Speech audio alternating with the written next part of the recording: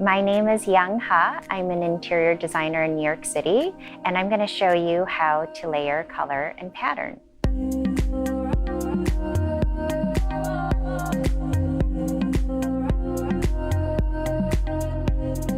One of the best things to start with is first the basic principles.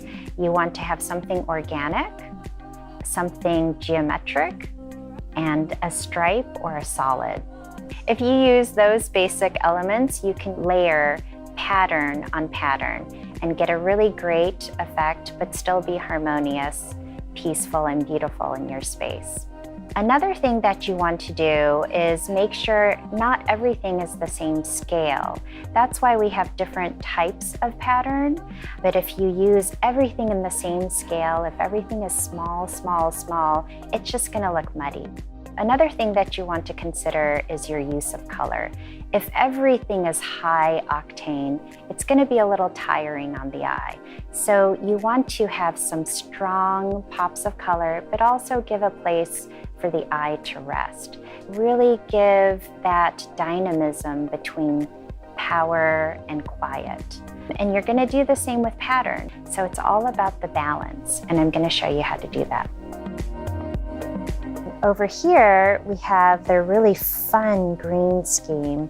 And look at this rug. It's really beautiful, fun, geometric pattern. And on top of that, we have What's Happier Than Lemons. And this works as a stripe and also a geometric. And then here we have this really lovely needle point that kind of softens everything. It works as the neutral and a place for your eye to rest. So one of the things you do want to avoid is being too matchy-matchy. If things are really matching, it's just going to look like nothing. If you're really trying to mix pattern, one of the things you're trying to create is drama, excitement, and a little bit of tension in the room. You want to make sure that patterns are speaking to each other, that there's a wonderful conversation, that there's this harmony and rhythm. Another thing you want to consider is texture. Texture is yet another dimension in mixing color and pattern. Something that has a very fine texture mixed with something that has a rough texture also creates part of that landscape. You have to sort of decide where you want the drama or the eye to first focus on. That will help you create a room that isn't just a mishmash of color and pattern.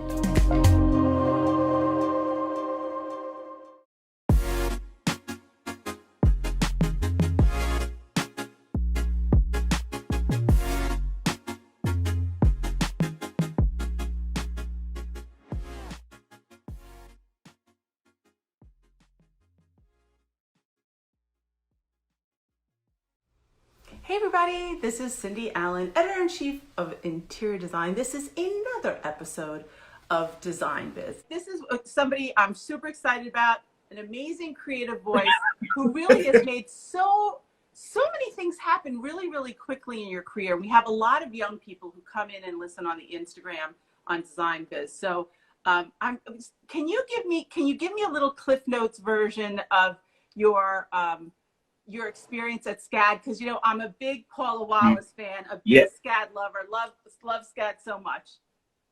Well, yeah, I mean, to tell you the truth, the beginning of it was I didn't even know that a thing called art school existed. And so I heard about it through a cousin and went to I think it was the orientation, and one of the professors was taking us on a tour of the Sequential Arts building, and his passion, like he literally talked about this like it was his lifeblood. And he showed us a closet he had of medieval armor. And the point of the closet was for his students who had to draw characters. He wanted them to put the armor on so that they would know what it felt like to wear a breastplate or wield a club.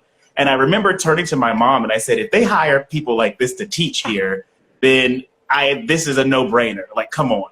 That's crazy. But would your mom say that you were a creative spirit? I think she would say I was problematic. I don't know if she would say creative. Yeah, exactly. I think for me, it was about trying to articulate something that I didn't quite know how to say with words as a kid. But getting to SCAD, I got there in 2005 and went to every department I could find because, again, all of it was so new. Yeah. And so I tried everything and then finally settled on industrial design, which was kind of a chocolate box of creativity. You could do so much in it. And then I graduated in 2010 with my bachelor's degree, but I felt like I wanted to know more. And I'm also obsessed with learning and reading and things like this. Amazing. So I went back, got a master's degree, and then decided maybe I should step out into the world and see and hang my sign up and see if I could be a designer. Wow, that's amazing. You know, Bradley, you bring up like an amazing point, like right away, which is when we're talking about diversity, one of the big issues on the design side of the equation is when you're young, how to get exposed to design, right? That is like the biggest issue, at least in our neck of the woods, right? So what was that a chance? Was that a chance opportunity for you? Like, how did that even happen? It was a bit of a chance. I'm always amazed at how fragile things are in your world, where if you had just gone this way or that way, things would have been different. My cousin is an incredible sequential artist. And growing up, I would always mimic him. And so he and his friends used to talk about this school called SCAD because he was immersed in this world. I knew nothing about it. I only knew that you could be a fashion designer, an architect, or a painter. Those are the three creative fields.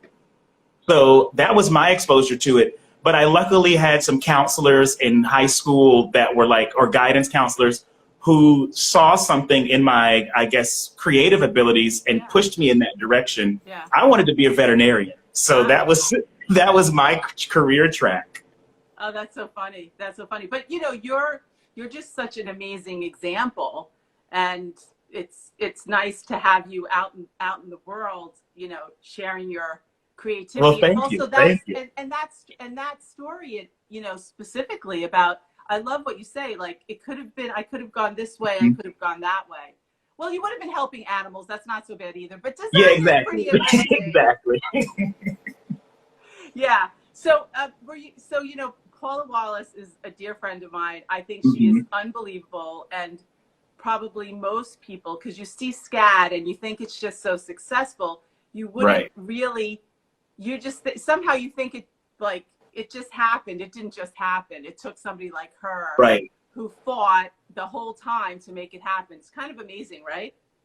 Well, I remember the first time we met each other. It was at a lecture. At the time, it was called Red Gallery. Now it's called Goodstein Gallery, attached to the Gin Library. And it was actually Dakota Jackson. Jackson. I was going to say Johnson, but that's a different person. He had just given a presentation on his work, and I was asking questions like I always did. And after the presentation, I was waiting in line to ask more questions when I felt someone tap me on the shoulder, and I turned around, and of course it's Paula Wallace, and we started talking. I knew who she was because I do my homework. But we started talking after that, and she goes, I've been to all these lectures, and you always ask such great questions, and I just wanted to thank you for that. And from there, we were fast friends. Amazing. Yeah, she really is. She is such a powerhouse, right? Yeah, exactly.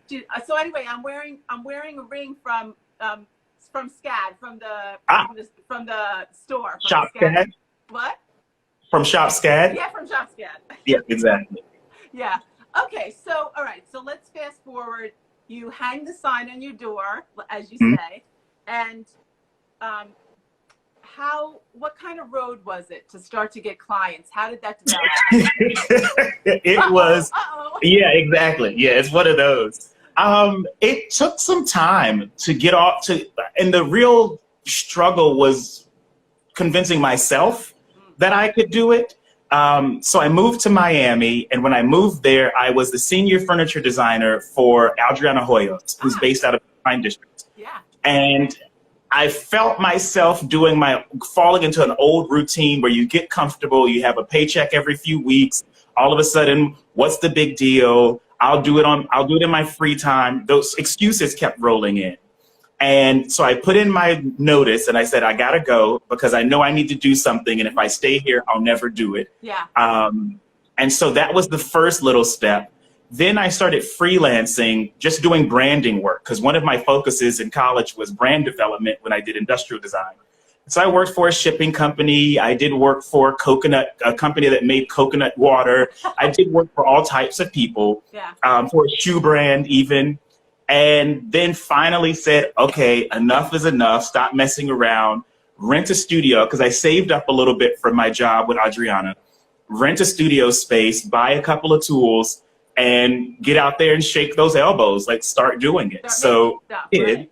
Yeah, you got to put it out there. Yeah. And so how long were you in Miami for? I moved to Miami in the end of 2012. And then I left Miami in 15 or 16, one of those. And so Miami's it's the Wild West. Like a whole other, show. That's a whole different thing. Yeah. So where did you end up going to New Orleans, or where did you end up?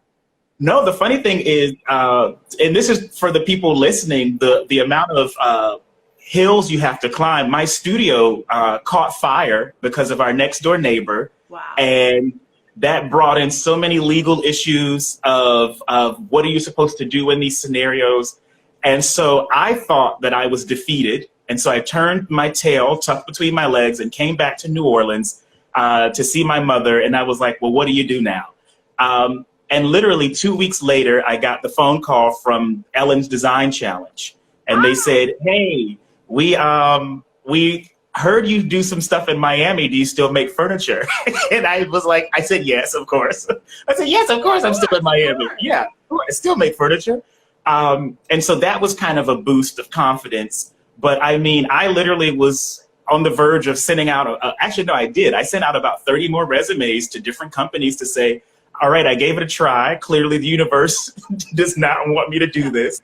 But yeah, it was really about sticking it through and saying, no, you're going to do it. It's not supposed to be easy. Just keep going.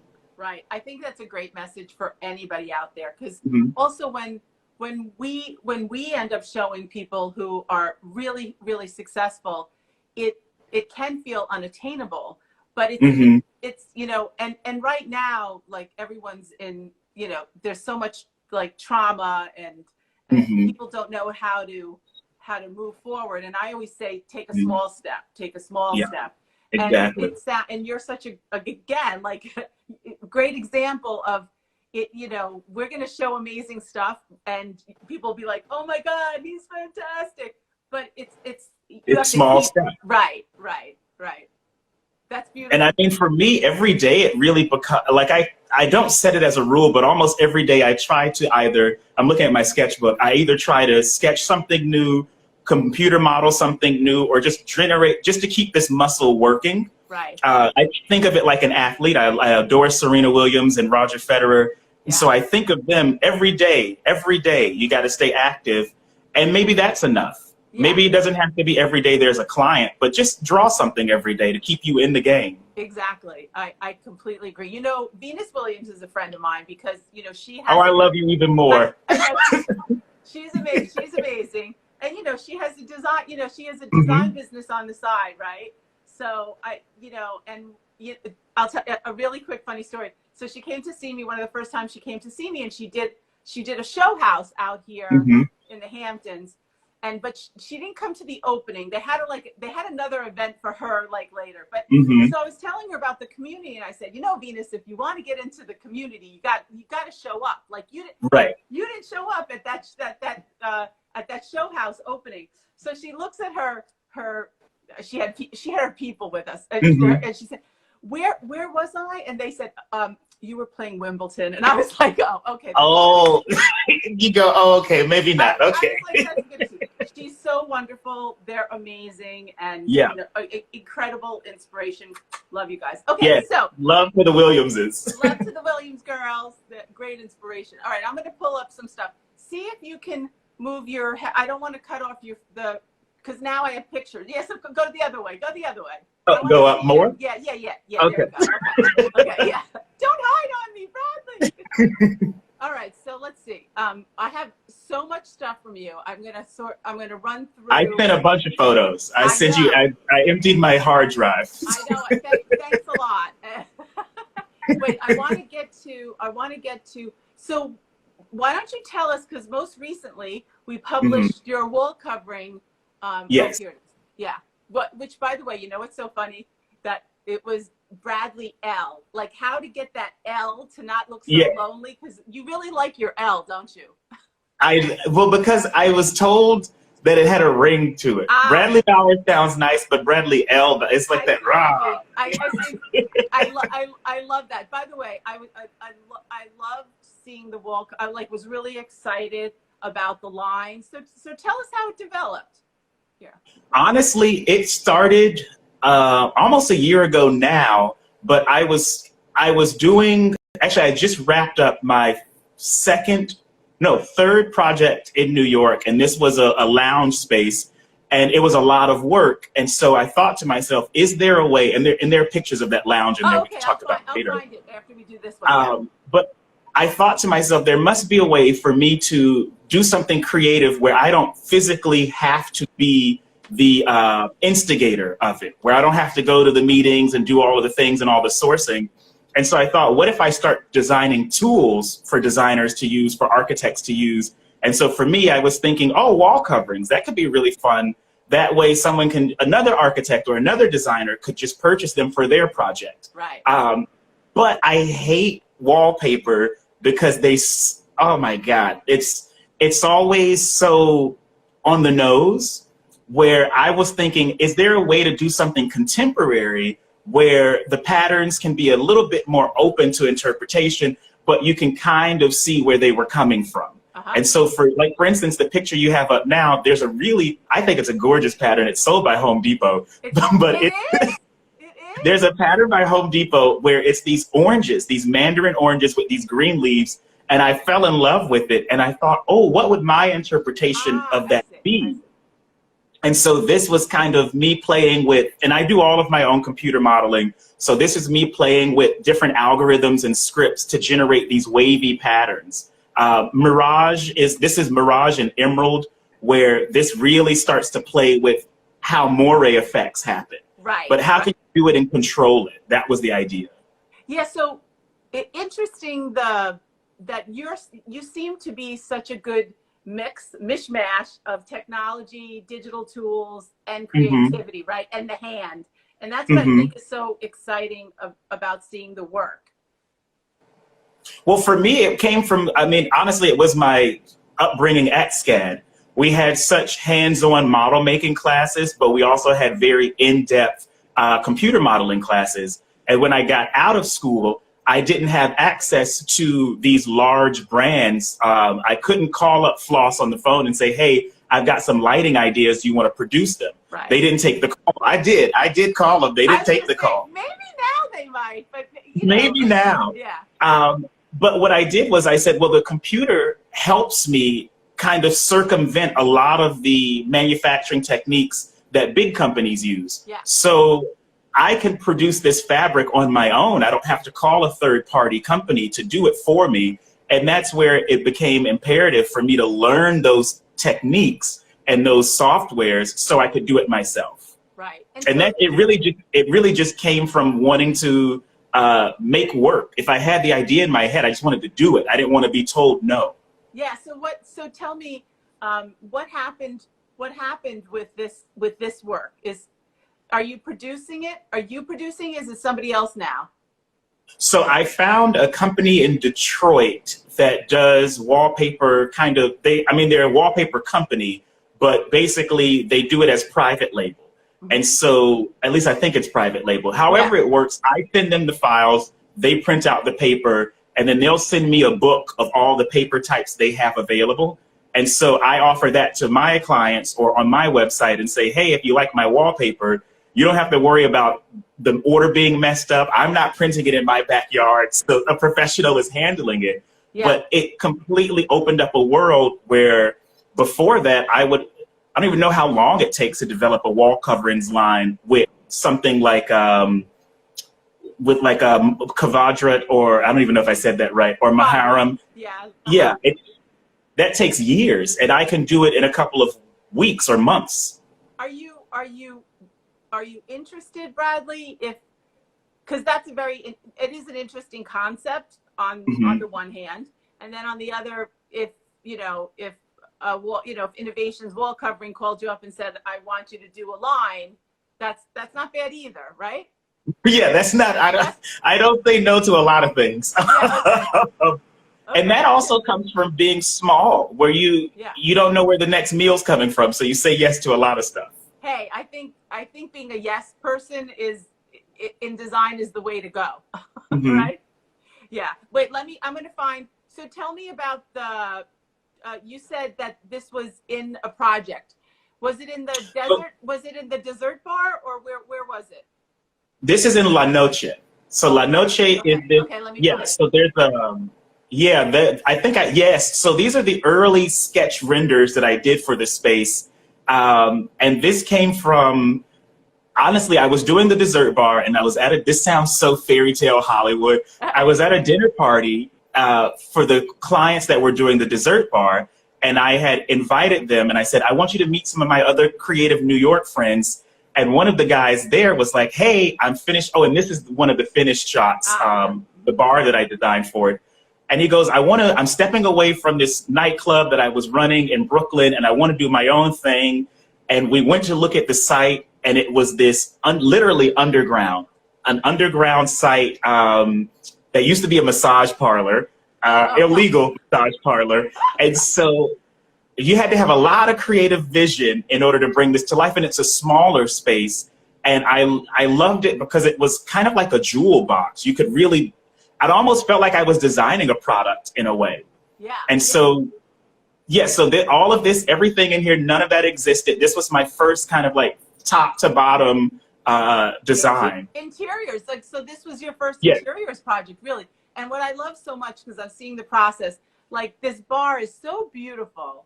And, thank you. Yeah, and I love this hand sculptural. It's like it seems like all your work has a very sculptural quality to it, which if you ask anybody who knows me, they'll say that's what I love the most. So, but this bar is beautiful.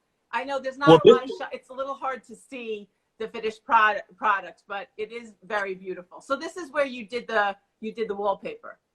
So this is where the wallpaper started bubbling in my head, because at this point I was finishing up this project and I thought to myself, oh, we want to play more textures. We should really push because it's a small space, how can I throw more texture in without adding more objects? And that's when I was like, you know what, you should have had some wallpaper for this. And so this is where so I hear that in my head. The problem is I hear it and I immediately start drawing, and now I'm off on a whole nother project not knowing. Right. Well, that's wonderful. Like, Bradley, are you a good marketer? How did we find you? Because I know my market editor was excited. It was through the Bad Guild. And so Byron Cordero at Bad Guild had messaged me and said, hey, this fall tabloid for Interior Design magazine is coming out. Do you have anything? And I was like, I have everything. I love that. Yeah. Oh my God, there's so many good things that are happening. That's so fantastic. Wait, so then the dessert bar. So this is the dessert bar. Yeah. So was this a project right after? No, the dessert bar came first. And so that was a much more involved project, because this one we were producing in Mexico for price and material access, and then shipping it up to New York and having it installed. And this project gave me I learned we had to deal, it's a landmark building in the West Village. Oh my God, you couldn't get harder than that, Bradley. And then the landlord had some violations with the city previously. We went through it all. Wow. Everything. Wow. But it turned out beautifully. Unfortunately, right after it opened, maybe 3 months later, COVID hit. COVID. And so it was just like, all right, now we're kind of like dial everything back. So hopefully at the end of this, I hope they're still around and can keep going. I'm sorry. I'm sorry. I know that is the thing. It's sort of like whoever can like hang in there, right? Right. Yeah. But again, I love the wall and the curve on the wall and the fact that the lighting is tucked. That's so beautiful. Well, again, I won't say always, but so far I've only been offered small spaces, which I like. It makes me feel comfortable. And in a small space, you have this, you don't have a lot of room. So every move should be doing something. Right. So I never like to waste an opportunity. Yeah. Well, you don't waste one. You don't waste one. Wait, is it modular so that it moves, or what? Or were these original concepts? So this is the way I do early client presentations. And it's almost like, it's like my version of like an architectural program. Yeah. And so I like to do it really multicolor. So, cause usually these presentations can be real boring. Right. And so and because they're small, I wanted people to know this is what this means. And it always means that so color association, I think, helps out a lot. But these were the different layouts that I was proposing within that space. Yeah. And so it ended up being one big bar, right? Right. It's in pieces, but when you put all the pieces together, because of those vertical fins, it hides those joints. So it all looks like one continuous, because we had to get it down like the smallest street in historic New York, of course. Oh my God. And so what's the best dessert that'll be there? They are two dessert chefs. And it's either every week or every night. I'm going to say every week the menu changes. And so it's almost like you're going to, and this was a big inspiration. It's almost like you're going to a sushi restaurant and getting the omakase where you sit down and the chef, it's like that experience. And so that's kind of also part of the pull up to the bar and we're eye level with you. Oh, that's beautiful. That's beautiful. So we're sending our love out to them, right? Yeah. And we're hoping that they can hang in there. Have you been in touch I hope with them? so. Have you been in touch with them? Not recently, no. I haven't. The other thing is my brain jumps to like the next project, which the current clients love that. Previous clients are like, hey, can we get one more? Oh, Bradley. It's just me. It's if anybody wants to work, if I could hire like 5 more people, that'd be great. All right, everyone out there. He's putting it out there in the universe. I want to show, this was, you sent over this beautiful Japanese method of the Susugi Ran, like of burning wood. And I thought it would be nice so this was when you were still at school? This is going to be 2011. No, this is going to be early 2012. Also, speaking of Paula Wallace, because of her and her amazing generosity, I got accepted with 2 friends of mine into the Salone Satellite for the 2012 show. Wow. We had no idea we just showed them our ideas and they loved it. And we didn't know how to get the work there. And so I emailed Paula and I asked her for her advice on how to ship the pieces to Italy. Yeah. And not only did she help with that, but she helped us fly there, helped us stay there, and put us in touch with it. This was literally the beginning of my career as a designer. Amazing. And so did you meet Marva? Yes. So Marva Griffith. So Marva's a dear friend of a friend of mine. And she came over to our booth and was like, she kind of like our, I call her like the design Oprah. She like showed us the ropes and gave us the lay of the land. That's beautiful. Yeah, she's also a dear friend. And we're trying to do some things with them now, like through our DesignTV to promote what's going on in satellite, hopefully in the fall. And, you know, I mean, all of us not going to Salone, you know, the last year has been, you know, it's been devastating for business and also for connections and, you know, and just missing it, for God's sakes, you know? Yeah, just being in Italy is kind of nice. Yeah, it's pretty nice. It's pretty nice. Okay, so let's see. You have so many things. Let me let's take a tour. Well, this is Okay. next, even though it doesn't pop up in the right order. But I love Yeah. this. Tell us about this idea of this tabletop. You said it was for a cookbook? So this is, I'll keep it as secretive as I can, but Oh, okay. I'm working with no one else. Don't tell anybody else. Nobody else. I'm working with a friend of mine. She's a food stylist out in Oakland or in San Francisco. And this is for a Black chef who specializes in vegan and vegetarian cuisine. He's a James Beard awarded chef, very well-known guy. But they called me and they said he's doing a new cookbook and they want it to be kind of the future of the Black family. How will it be and so I said, I got some ideas. And so I started creating these ideas of sitting around a table, interlocking, interacting. And so I was thinking, wouldn't it be cool if the actual tableware pieces themselves could be assembled almost, and each piece would be a different dish, not necessarily dish, but main course, dessert, soup, salad, this kind of thing. Beautiful. And so what are they being made out of? Is it porcelain or what is it? So initially, these are being done in resin. I'm also trying to find new materials to work with. I love porcelain, but the energy consumption behind it, I'm trying to find ways to work around that. But I 3D print my molds, which also helps. So I 3D print my molds and then I cast in resin. They're sitting on top of my kiln. So I do work in porcelain, so I can't say that I don't. But the final piece. Yeah, which one is more environmentally friendly? If you're using eco resin, then resins are more friendly all the way. They require much less energy for production. The porcelain and stoneware clays, they're more natural in their materiality, but they require a lot of energy to take them to the temperatures they require. So I'm sure it's either or kind of.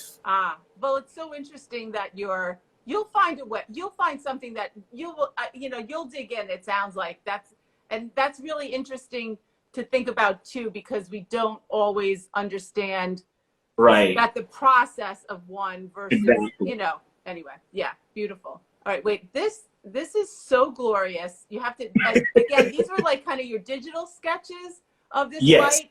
So tell me about this one.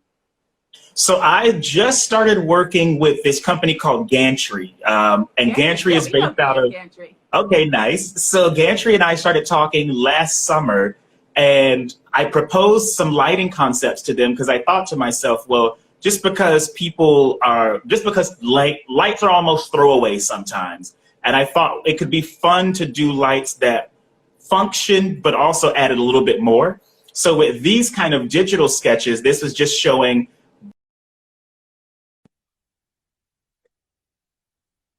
kind of embedded inside of it, it becomes this kind of shadow play.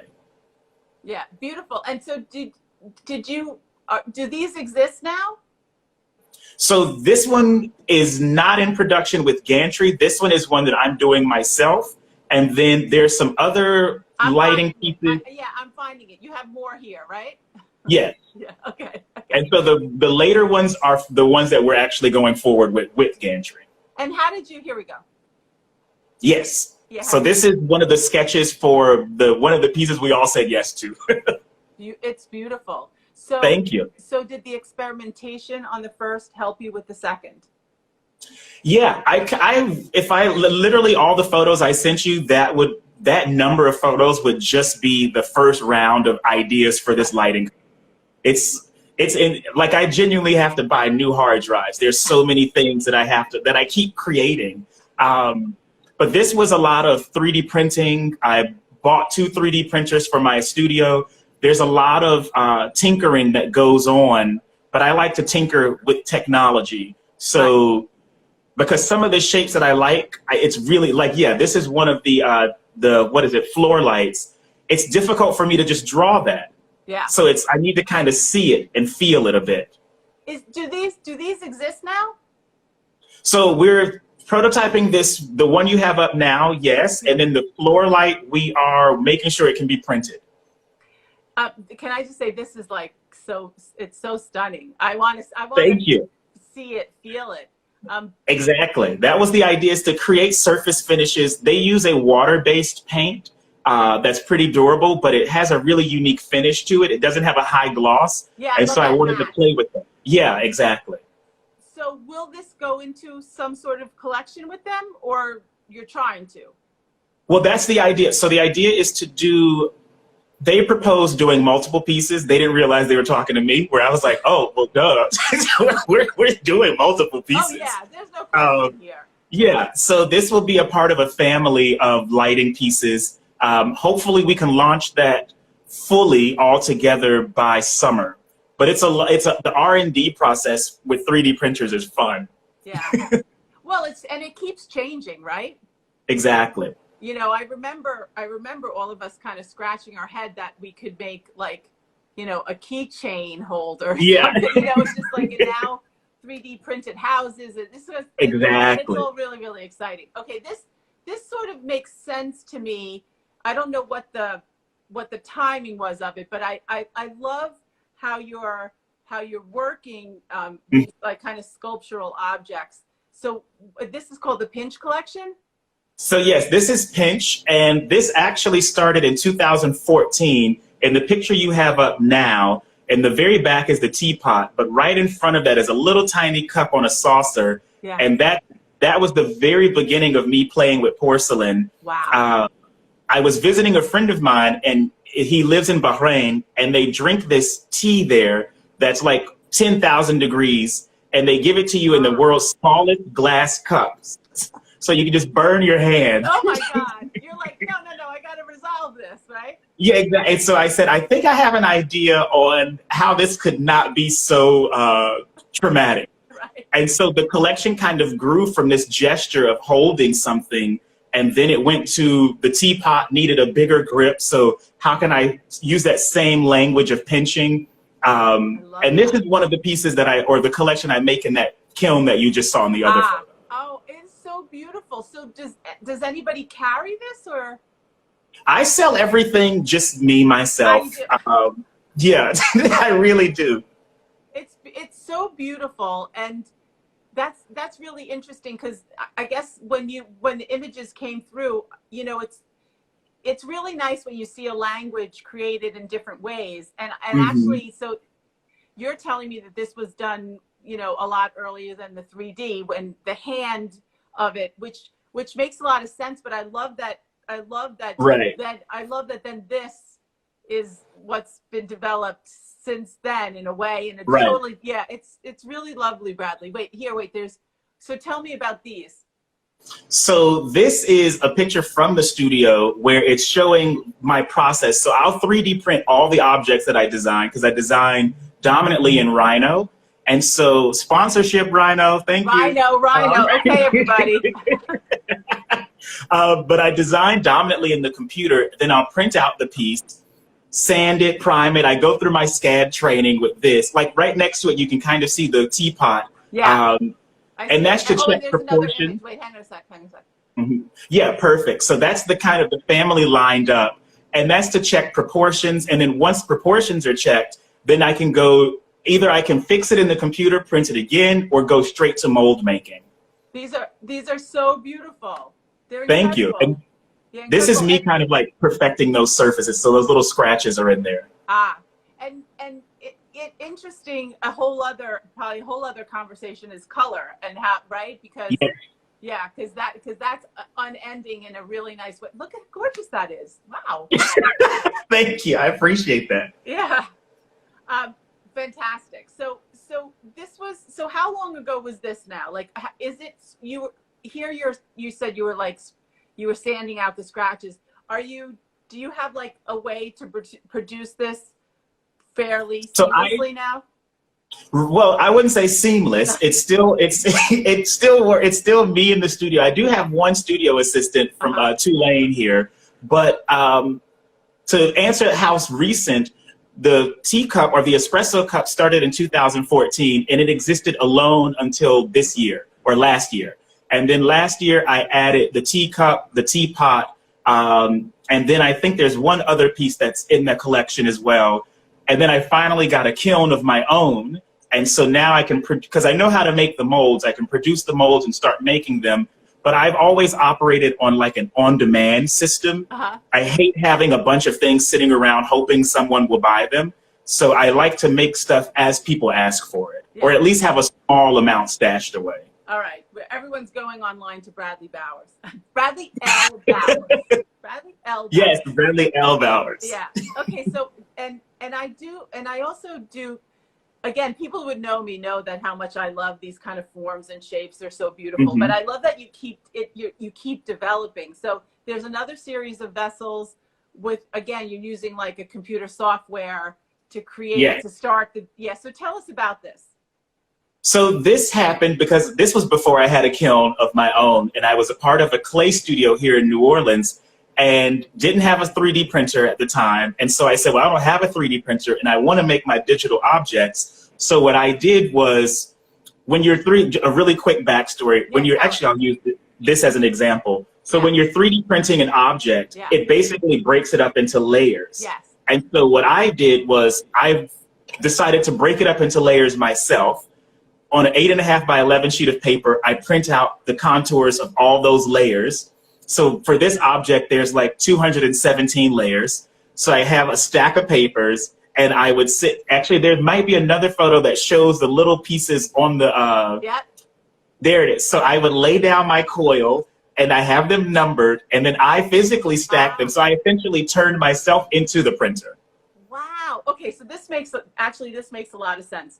No, because because now that you explain it, because I do know the 3D printing to see all those ridges, the layers, but to understand that you printed the individual layers, then you stack them. Right. Wow. So I print out the sheet of paper, and then I physically lay down the clay over it, let it air dry a little, and then I begin stacking it and building it. And the beauty of it is it never looks like the digital model, because obviously the layers are a little different, human error is involved. So even if I use the exact same code or the same printed out pages, every single one looks different. Wow, that's stunning. And you know, it again, it's sort of like your, I don't know if it's an instinct, but even though you're using technology, you're always making it feel handcrafted. Well, because I've always noticed, I don't think printers are there yet where something can come out of a 3D printer and it's ready to go. Right. I still feel like you can tell when something's been rubbed by a hand or brushed by some sort of conscious being made something. You can it has a little bit of a quirkiness to it. Yeah, for sure. No, for sure. Yeah, and that's beautiful. So are these finished yet? So yeah, I just did, literally, these were just for fun. I never even thought of I might start doing them as objects you could purchase. Come on, Bradley. I need more Cindy's in my life. I need you yelling at me.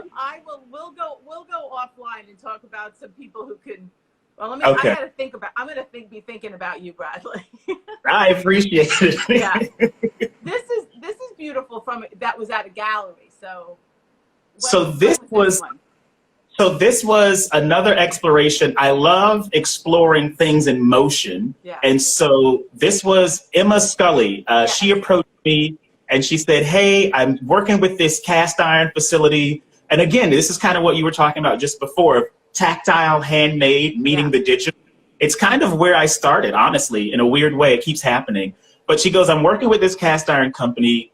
Do you think you could design something that they could produce that would not necessarily be something they would think to produce? Right. And so the piece we ended up going with is the one in the center. And I'm using physics algorithms and solvers in the computer to create these things that interact with each other and almost nest. And because I know a little bit about manufacturing from my ID time at SCAD, I know how cast iron or sand casting works. And so I made these pieces, and then the beauty of it is I can just ship the digital file, like in an email. A physical object doesn't even have to go to anyone. And then on their end, they can either 3D print it or CNC mill it. And then you just spent maybe 5 megabytes and 2 seconds to get a whole thing across. So this is a really that show, I believe it's supposed to be, Emma's going to kick me for not remembering, but I think it's in April. We'll be showing that in New York. Oh, that's great. Okay, everyone, we're going to look out for that. You'll keep us abreast of that. Yeah, I'll keep you updated. I have to tell you that, like, in my career, the, furniture product designers who, the most successful ones are the ones that really understand how to make something, not just make a pretty sketch, but really understand how to make something. And then, again, many of them go off and start working for big companies, but you can push the envelope when you understand the engineering, when it just feels like you're doing all the right things in a completely new way, and experimenting but like understanding that is your calling card in your future. Like, it's amazing. Well, I tell people, I go, look, and this might be me underselling myself, but I think everybody has great ideas. That's like 10% of the battle. Maybe 80%. Yeah, 80% of it is bringing it to life. And then the other is getting somebody to buy it. But so it is true. And I think young people don't necessarily understand that. So it's good that you say that, right? Well, because I told a friend of mine, I go, look, I have immense respect for like Renzo Piano and these architects who make boxes. Immense respect, because I know how hard it is to make a box. Yeah. I bow down in front of Zaha Hadid and Frank Gehry, because if it's hard to make a box, when you start making that bad boy curve and swoop, no one wants to talk to you. No. And clearly, yes. And clearly you fall into the latter. Yeah, exactly. I'm in the, so this is actually, you saw that vase earlier, the gray one that had the, so it's part of this family. Yeah, hang on a second. This one. Yes. So this was the beginning of that entire collection. And this was me looking at flower vases and wanting to combine silhouettes. And so if you look at the outer edge of it, or the outer silhouette, I was looking through, I have a library over here with traditional Chinese vases. And so this was one of the gourd vases, was the outer silhouette. And then that inner shape is a little bit more fluted and tight, kind of like a bud vase or like a single stem. Yeah. And my idea was combine those and see what happens. So wow. It's beautiful. It's beautiful. Oh, there we go. There's some sketches. Yeah, there are your sketches. Yeah. Which I used to get yelled at all the time for drawing like this. Everyone was like, clean it up, tighter lines. Oh, really? No, it's so lovely, right? Thank you. I'm going to go call everyone and tell them now. Yeah, come on now. And that ends up being your signature, yeah, it's beautiful. Wait, there's something I want to show. This is something that that should be happening, right? And then let's change scale. We want all of those pieces for sure. Let's change scale and go into installation. So this is in Atlanta, right? So yeah, this was from the Atlanta Beltline put a call for entries out, maybe early last year or late the year before, one of the two. And I had just finished an installation in Atlanta in 2019. Yeah, it must have been early last year. But they wanted to do something along the Beltline. And I thought, wouldn't it be cool if you could just kind of draw a line through the trees with like a line of light. And so I don't consider myself an artist or a designer or an interior designer or an architect. I always like to be in the weird in-between space. So I don't draw like most of them or present like most of them. And I think I hope it's refreshing or it's obnoxious. I'm sure it is. I'm sure. One of the two. Sure but they loved this or I don't know if they loved it, but they said yes to it. So hopefully once COVID eases up, we'll be able to get on the ground and start planning the installation for it. But yeah, I like exploring ideas and then roping people in on how to bring it to life. Yeah. Wait, so how would you consider yourself? So I see you're sort of a little bit of all of those things, but is there a term? Are you coining yourself something? No, I just go with Bradley and creative. Yeah. That's my term. We like that. We like that. Okay. Yeah, a good friend of mine, French designer, his name is Patrick Schwann. If you don't know him, Okay. if you don't know him, you should look him up. He is amazing. He worked at a Philippe Stark many years ago, and then off on his Okay. own, and has designed so many things. And I remember once asking him, it was for a film, and I asked him, what would you call yourself? And he just, Mhm. he's beautiful accent. He said, I'm just a designer. Like, he is huge. Yeah. Like, you know, he's designing Yeah. cities, and, you know, so anyway, Well, I it's, like I your mean, modesty. I like that you say, I'm a lot of these things, but a well, creative. yeah, I just like making stuff, Right. and hopefully it's good. Exactly. Oh, you know what? There's something here that we have to go over. That's right. Is this beautiful? Well, there you are. Look at you. Oh, hey. But let's talk about this He's material. staring down the camera. Yeah, right. You're so cute. So, but let's talk about another kind of material that you're using. So honestly, this is the Halo lighting collection. And speaking of Milan and Marva, I first started playing with paper and showed it in Milan as flower vases. And the Italian magazine Abitari picked up a story on them. The Italians get me. I don't know why or how, but they get me. Yeah. I never have to explain anything. Sometimes they make stuff up, and I'm like, go with it. Okay. Yeah, let's go with it. But I started playing with paper, and it was a class assignment. The professor said, pick a material you don't know anything about and explore it. And it was a furniture course, and I had an ID background, so I said wood. And he thought I was trying to be tongue-in-cheek, and I was like, no, I don't know anything about wood. And he goes, well, you can't say wood. So I go, okay, well, what about a byproduct? I'll pick paper. And so I started exploring cotton paper, synthetic paper, Tyvek, paper, clay, all types of different uses for it, and fell in love with cotton paper and all of the different things that you can do with it. Its rigidity, its malleability, you can color it, so many things. So explain, because I was going to ask you if it had sort of if there was any kind of waxy treatment to it since it's lighting. So so what does that feel like? What is cotton? It feels literally, I'm looking around, there's one to my side. I wish if I flicked it, you would hear. It's almost like a drum. Almost like a drum. Yeah, like a goat skin drum. It's very taut, but without giving away my trade secrets, No, we don't. I do it. It's a wet forming process. And you can kind of see in this image the little clothespins that I use for holding it while it dries. Yeah, it was and how is it safe to use as light?